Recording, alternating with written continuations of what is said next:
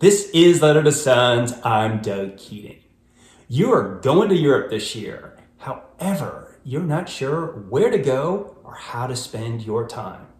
If that's you, you are in the right place. I go to Europe every year. In this video, I'm going to share my 10 favorite trips I've taken to Europe over the past decade. You may be wondering, why in the world should I listen to this guy's opinion? I have visited Europe more than 20 times in the past decade. Here you see the list of countries I've been to. There's 10, starting at the top with Germany, the country I visited the most, all the way down to Austria. I've done a solo trip. I've done family trips. I've done trips with my wife. In this video, what I'm going to do is pick the 10 best. Trip number 1, Catalonia. In the fall of 2019, I went on a solo trip to Catalonia, a region located in northeast Spain. I started in Barcelona, rented a car, and went all over this wonderful region. Had a blast. I'm not going to talk about solo travel in this video. I'm going to shoot a separate video describing the advantages and disadvantages. The one thing I learned during this trip, other than Catalonia is awesome, is that you can stay in a castle and other historical sites. Spain and other countries offer these accommodations. They're actually reasonably priced, and I recommend you take full advantage of them.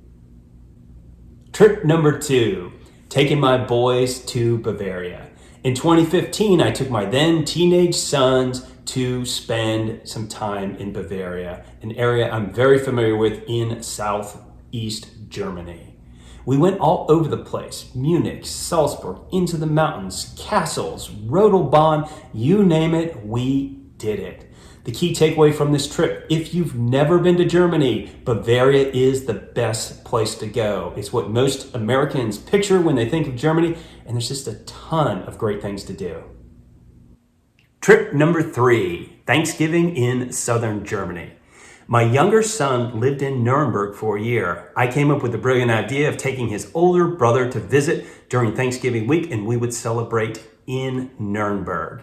We flew in and out of Frankfurt, spent most of our time in Baden-Württemberg to include Heidelberg, Stuttgart, castles, then Thanksgiving in Nuremberg, finishing in Würzburg, back to Frankfurt. The thing we learned during this trip: Thanksgiving is the perfect week to spend time in Europe. Forget about turkey and gravy. We had bratwurst, sauerkraut, and beer. How awesome is that? Trip number 4, Thanksgiving in Portugal. Yes, went back to Europe for Thanksgiving. This time, Kim and I took the kids to the wonderful country of Portugal. We started in Lisbon, then headed to Porto for a few days, rented a car, and worked our way down the coast back to Lisbon, hitting Nazaré, Abados, and Sintra along the way. Portugal was magnificent. The lesson we learned is a good one if you're traveling with family members. If your children do not get along in the car in the States or wherever you're from, it's not going to get better when you go to Europe. We learned that lesson the hard way. Trip number 5, classic Italian cities. Last year during Thanksgiving week, Kim and I went to Italy. We spent time in Rome, headed to Florence from there to include a day trip out into the Tuscan countryside, finished in Milan. We had a wonderful time.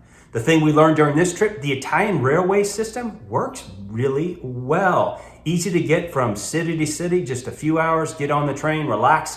Next thing you know, you're in Florence. We're halfway through. I'm going to mention here, these trips are in no specific order. Trip number 6, 3 European capitals. Kim and I took the kids for their first trip to Europe. Started in London, spent several days there, then took the high-speed train to Brussels, Belgium. Took a side trip to Bruges, wonderful medieval city, and finished in world-famous Paris to include spending time at Versailles. The key takeaway: this is an excellent schedule for your first trip if you've never, ever been to Europe. The culture shock's not bad. In London, there's high-speed rail, so you don't need to rent a car, and all of these locations are world-class. Trip number 7, U2 in Dublin. I was lucky enough to land tickets so that Kim and I could see my favorite band of all time in the capital of Ireland.